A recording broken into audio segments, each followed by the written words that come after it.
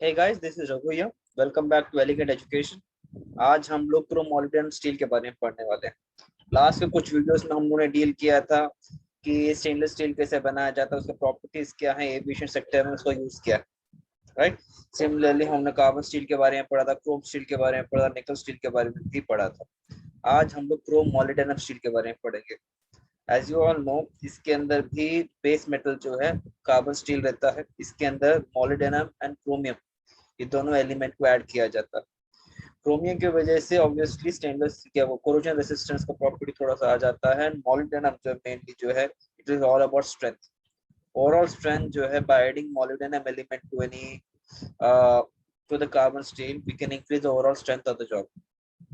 तो ultimate strength जो है, आप without affecting overall ductility of the material मतलब बढ़ा सकते हैं। स्ट्रेंथ जो है बढ़ाया जा सकता है डक्टिलिटी को इफेक्ट किए बिना।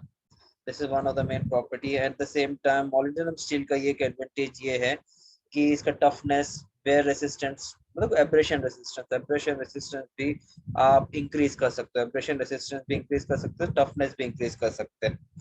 एंड सिमिलरली आप अगर आप एक बार हार्डन करते हो, बॉडी पूरा हार्डन हो जाएगा हीट ट्रीट करने से। हीट ट्रीट करने से फर्दर आप हार्डनेस को इंक्रीज किया जा सकता है। आप स्टेनलेस स्टील को वेल्डिंग करना मुश्किल है, बट इस केस में क्रोम मॉलिब्डेनम स्टील को आप इजीली वेल्ड किया जा सकता है। एट द सेम टाइम आप एयरक्राफ्ट में किधर अगर यूज करते हैं पूछोगे, तो जहां जहां वेल्डेबल पार्ट्स रहते हैं एयरक्राफ्ट के, वो सारी जगह में आप क्रोम मॉलिब्डेनम स्टील को यूज कर सकते हैं।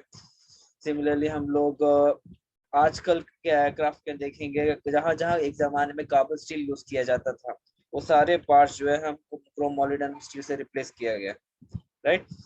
बिकॉज ओवरऑल स्ट्रेंथ जो कार्बन स्टील प्रोवाइड करता है, उससे कई गुना, 4 गुना ज्यादा स्ट्रेंथ जो है आप सिमिलर वेट के साथ, सिमिलर साइज के साथ आप प्रोवाइड कर सकते हैं क्रोम मॉलिब्डेनम स्टील से। This is one of the main advantage.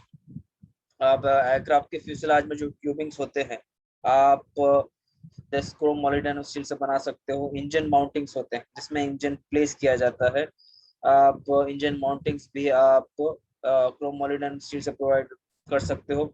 And at the same time landing aircraft के लैंडिंग गेज जो होते हैं, आप क्रोम मॉलिब्डेनम से बना सकते हैं। और बाकी सारे स्ट्रक्चरल पार्ट जो है, जो स्ट्रक्चरल लॉन्जरॉन स्ट्रिंजर जितने भी पार्ट्स होते हैं, आप वो स्ट्रक्चरल पार्ट्स भी आप क्रोम मॉलिब्डेनम को यूज कर सकते हो बनाने के लिए।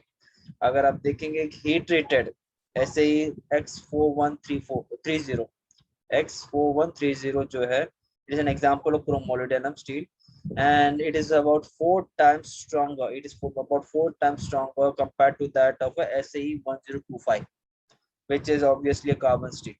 A low carbon steel का example है, they are comparing with low carbon steel to that of a chrome molybdenum steel. दोनों को कंपेयर करोगे तो ऐसे ही X4130 जो है 4 टन ज्यादा स्ट्रॉन्गर है।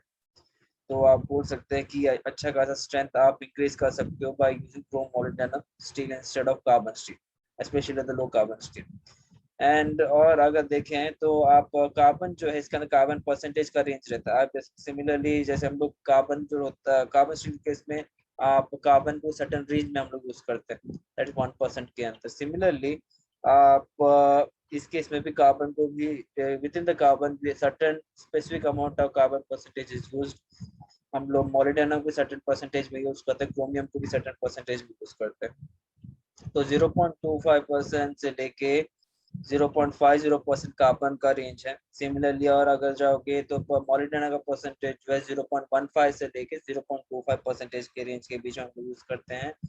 सिमिलरली हम लोग क्रोमियम के बारे में बात करें तो 0.50 से लेके 1.10% के बीच में हम लोग क्रोमियम यूज करते हैं।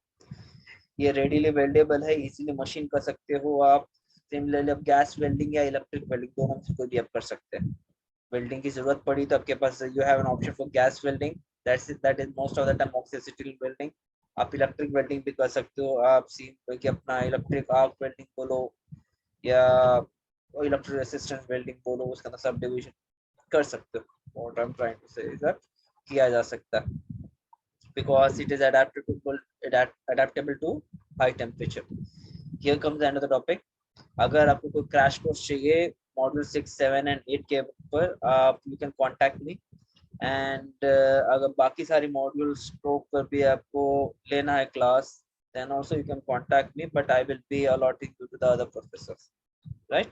And if at all अगर आपको कुछ डाउट है कमेंट सेक्शन में प्लीज पूछेगा। एंड अगर आपको मुझे कुछ सजेशन देना चाहते हैं कि आप ये टॉपिक कवर कीजिए, वो टॉपिक कवर कीजिए, एंड आपको ऐसा सिखाया होगा तो ज़्यादा हमें समझ में आएगा एंड ऑल दैट, अगर आप बोलना चाहते हैं तो please comment that also. And here comes another topic, अगर आप